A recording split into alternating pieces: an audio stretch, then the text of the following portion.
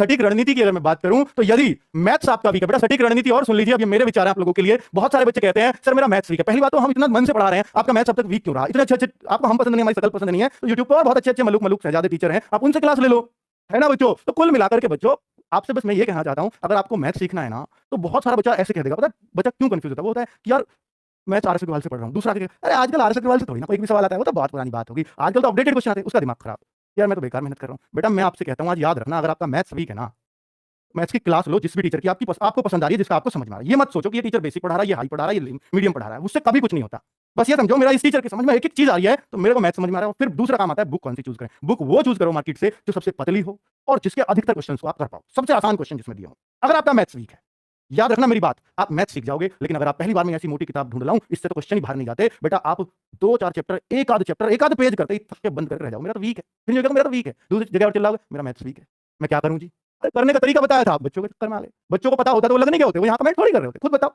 ये सोच रहे हैं बच्चों, ठीक है। यदि हिंदी का बता दिया मैथ्स का, टीचर सेलेक्ट करो, बुक आसान वाली सेलेक्ट करो, आप मैथ सीख जाओगे, ठीक है। आगे बात, यदि हिंदी कमजोर है बेटा, हिंदी वैसे जिसकी कमजोर है वो उसकी कमी से कमजोर है। हिंदी ऐसी चीज है अगर आपने 2 महीने इसकी क्लास ले ली ना तो बेटा आपकी हिंदी वीक नहीं लगी, मेरी गारंटी है। चाहे आपने कभी हिंदी नहीं पढ़ी है, चाहे आप पूरे अंग्रेज हो, तब भी हिंदी कमजोर नहीं लगेगी, क्योंकि आप दिन रात हिंदी बोलते रहे हो, ठीक है। तो आपको सबसे आसान सब्जेक्ट जो सबसे आसानी से समझ में आता है वो हिंदी है, क्योंकि इसकी वोकैबुलरी हमें बिल्कुल नहीं रटनी पड़ती, बस पर्यायवाची पढ़ने पड़ते हैं, बाकी सब तो लग जाते हैं, ठीक है। तो ग्रामर बड़ी सटीक है इसकी, हर चीज में तर्क है, वो एकदम से लग जाती है बच्चों, वो एकदम से क्लिक कर जाती है। मैं कहता हूं सुबह 9 बजे की अगर नवीन सर की क्लास भी आप लेते रहे ना, YouTube पे फ्री ऑफ कॉस्ट क्लास है, वो है तो प्रैक्टिस सेट, लेकिन उसमें जो साइड बाय साइड की चीजें बताते जाते हैं ना, तो बेटा उसी से बहुत कुछ कवर हो जाता है, ठीक है। और साथ में अगर आपको बिल्कुल बेसिक से चैप्टर वाइज पढ़नी है और सिर्फ यूपी पुलिस के लिए, तो हमारी एक आजकल बुक भी आती है, तो उसमें सिर्फ यूपी पुलिस का मटेरियल रखा गया है, ठीक है। तो हिंदी की बुक आपको मिल जाएगी अगर आप चाहो तो। हिंदी वीक है तो बेटा ये काम करो, मैथ्स वीक का बता दिया। जीएस पढ़ने का मन नहीं करता, जीएस किसी की वीक नहीं होती, वीक उसकी होती है जिसका जीएस पढ़ने का मन नहीं करता, याद रखना ये बात।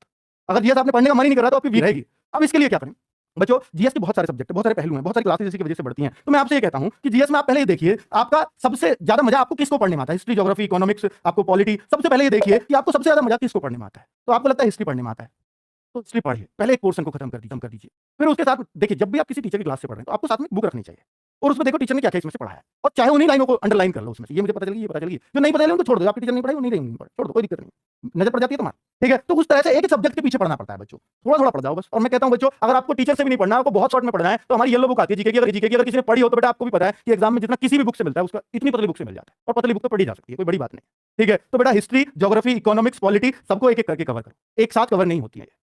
1 से 1.5 घंटा, बहुत ज्यादा करो तो 1 से 2 घंटे आप जीएस के लिए दोगे ना दिन में निकाल के, लेकिन रेगुलर बेसिस पे एकांत में सेल्फ स्टडी में, तो आपका जीएस मजबूत हो जाएगा 2 घंटे पढ़ने से, ठीक है। चलिए, लेकिन वो रेगुलर बेसिस पे, ऐसा नहीं आज पढ़ लिया कल मन नहीं कर रहा जीएस पढ़ने, तो नहीं होगा, ठीक है, बिल्कुल नहीं होगा। और कभी भी किसी चीज को नहीं पढ़ो तो पिछली का 6 बार रिवीजन हो जाए, ये याद रखना। 6 बार कैसे करना है, ऐसा नहीं आज भी 6 बार कर लो। देखिए हमने कोई चीज पढ़ी, आज पढ़ी, 2 तारीख को पढ़ी, 3 को, 4 को, 5 को, 6 को, हम इसको पढ़ रहे हैं, आज इसको पढ़ रहा हूं, कल जब मैं दूसरी चीज को पढ़ूंगा तो पहली चीज का रिवीजन करूंगा, जब मैं तीसरी को पढ़ूंगा तो इन दोनों को रिवीजन करूंगा, जब मैं करूंगा तो इन तीनों को रिवीजन करूंगा, जो 3 दिन में पढ़ा था। तो इस पे क्या हो गया, इस पे 3-4 बार रिवीजन हो गया, तो यानी जब 6 को पढ़ोगे तो इसको एक बार रिवीजन, 6 बार पढ़ने के बाद जब 7वें पे आओगे तो इसको छोड़ दो। अब जो 2 तारीख को पढ़ा था, 3 को, 4 को, 5 को, 6 को, 7 को पढ़ो। अब जब 8 पे आओगे इस 2 वाली को छोड़ दो, फिर अगली पढ़ो। तो क्योंकि ये अब आपके परमानेंट हो चुके हैं, 6 बार ये माना जाता है कि अगर कोई चीज 6 बार पढ़ ली जाए तो वो बेटा हमेशा के लिए परमानेंट हो जाती है। जो उन बच्चों के लिए है नसीहत जो किताब से जीएस पढ़ते हैं और वो कहते हैं कि मैं अगला पढ़ता हूं पिछला भूल जाता हूं, उनके लिए ये, ठीक है। अब आप देख लेना, अगर आपको ये अप्लाई कर लिया तो आपकी जीएस वीक नहीं रहेगी, बाकी आपकी मर्जी है। रीजनिंग को हथियार बनाओ बच्चों, रीजनिंग अगर किसी की वीक है तो ये सिर्फ और सिर्फ आपकी कमजोरी है। रीजनिंग हर उस बच्चे का जो यूपी पुलिस का एग्जाम देगा उसका हथियार होना ही चाहिए। अगर वो नहीं है ना बच्चों तो वो सिर्फ आपके सिलेक्शन में बाधा पैदा करेगा, कभी सहायक नहीं हो सकता। इसको तो कभी वीक छोड़ना ही मत, अगर छूट रही है तो वो सिर्फ आपकी गलती से। अगर आपको लगता है कि मुझे रीजनिंग मुश्किल लग रही है तो उन चैप्टर को आइडेंटिफाई कर लो। मान लो आपको सीटिंग अरेंजमेंट लग रहा है मुश्किल, तो लिख लो सीटिंग अरेंजमेंट मुश्किल है। अगर आपको लगता है सिलोक्स मुश्किल लग रहा है, सिलोगिज्म, कथन, निष्कर्ष वगैरह जो है वो मुश्किल लगते हैं, तो उन चैप्टर को नोट कर लो, उनको मत पढ़ो, अभी बाद में देख लेंगे।